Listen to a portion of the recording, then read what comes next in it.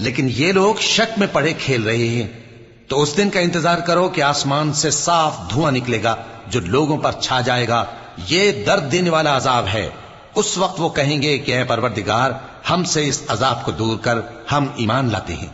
اس وقت ان کو نصیحت کہاں مفید ہوگی، جبکہ ان کے پاس پیغمبر آ چکے جو ہمارے احکام کھول کر بیان کر دیتے تھے۔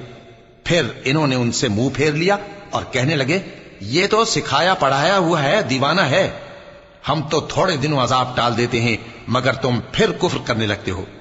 جس دن ہم بڑی سخت گرفت کریں گے تو بے شک انتقام لے کر چھوڑیں گے۔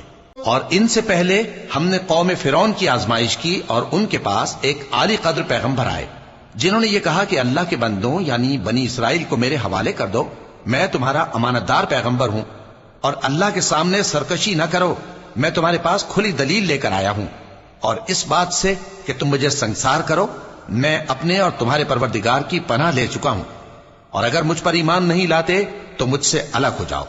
تب موسیٰ نے اپنے پروردگار سے دعا کی کہ یہ نافرمان لوگ ہیں۔